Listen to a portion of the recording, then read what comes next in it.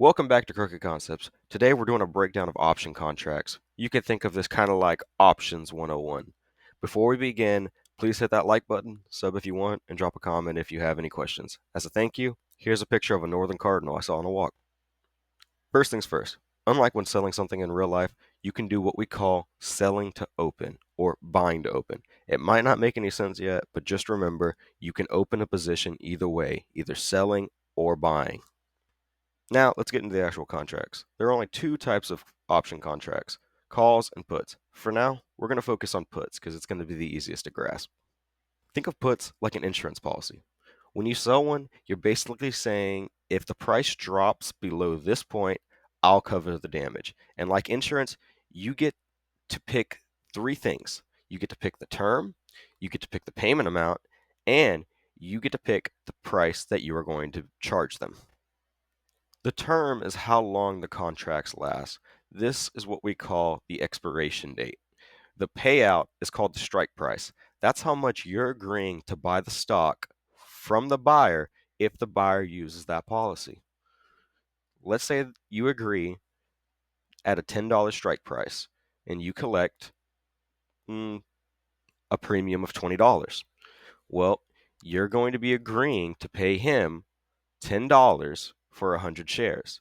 So we'll just take that zero, pop it over to 100. Therefore, you owe him $1,000 minus the premium that he gave you. So he paid you the premium. There's nothing that he can do to take that away from you. But he has an insurance policy that you are now obligated by. So with puts, you can buy to open or sell to open. Buying a put means you're paying for the protection yourself. You're paying for an insurance policy and giving up a premium for that insurance policy. Selling a put means that you're the one providing the insurance. You are the insurance provider collecting premiums, hoping that the price stays up so you can keep 100% of your premium without losing your collateral. And you might go, well, what happens to my collateral when expiration hits and the insurance policy isn't claimed? Absolutely nothing. All of your money is released back into your account and you have full liquidation over it. It takes about a weekend. One of these days we'll do a live option expiration just so you guys can see it because the first time I did it, it's a little scary. All right, now that you have a decent grasping of puts, let's see if we can get you a decent grasping on calls. So just like with puts, a call has a term. We call it the expiration date.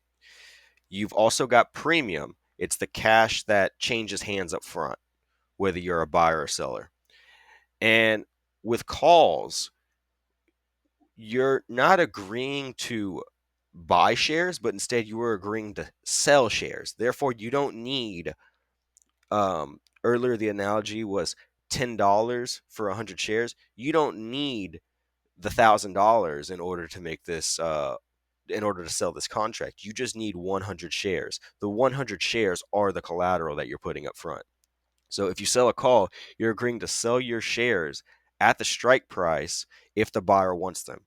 That's why a call is often thought of as a promise to sell. All right, now let's get into the other end of it. Let's be the buyer of a call. So, as a buyer of a call, here's what you're getting. First, you paid some premium for the contract that you just bought. You gave up some money in order to enter this position, in order to buy this contract.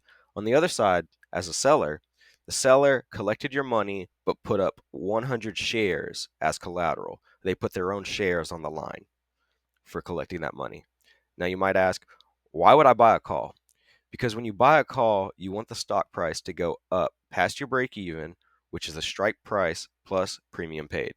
So, in an example here, let's say we have $100. We pay the $100 to buy this contract, and the strike price is $10 along with the stock. So, we buy it what was called at the money. So, 100 shares at $10 is a $1,000 value, right? And you only paid $100 in premium. To calculate your break even, we take the $1,000 plus the $100 to get $1,100 or $11 per share. That is your break even. The stock must be above $11 per share at expiration for you to make money. Now, why not just buy the shares outright? and spend the $1,000? Very simple. It's the leverage. You are controlling $1,000 worth of stock for only $100 or 10% of the price. So your break even is worse than just buying shares outright, but it might have only cost you a day of work instead of a week of work. Does that make sense? And if you want to measure exactly how leveraged you are when buying these contracts, here's a really simple trick. Take the delta, you'll find that in the option chain, divide it by the option price, in this case, it's $100, then multiply it by the current share price. Shout out to Benjamin, by the way, for teaching me this formula. I'll drop his link in the bio. So, a quick recap before we get into closing positions. When opening any positions, such as selling a put, you can think of selling a put like selling an insurance policy. When selling a call, you can think of it like collecting a deposit for a promise that you made in the future. When buying a put, you're usually going to be giving up cash and betting on a downward move or hedging. When buying a call, you're reserving the right to buy shares at a set price for a fraction of the cost, aka it's leverage. And those are the only four things that you can do to open a position. There's only four of them that you can do to open. Now, closing a position. Once you entered a position, you're not stuck until expiration. If you bought a call or a put, you can do what we call selling to close, cashing in your contract before expiration. If you sold a call or a put, you can do what we call buying to close. You're buying the contract back and removing your obligation. It's like returning or canceling that insurance policy or prepaid reservation early. You're simply ending the agreement. So, this is a bonus tip just in case everything is still kind of fuzzy. You're going to have to go out and research this on your own.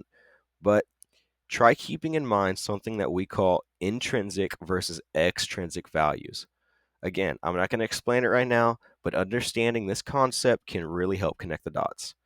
And guys, that's about as straightforward as I think I can make it. I really hope it helped. Hit that like button, subscribe, and drop a comment if you want to see my personal favorite combo of these strategies.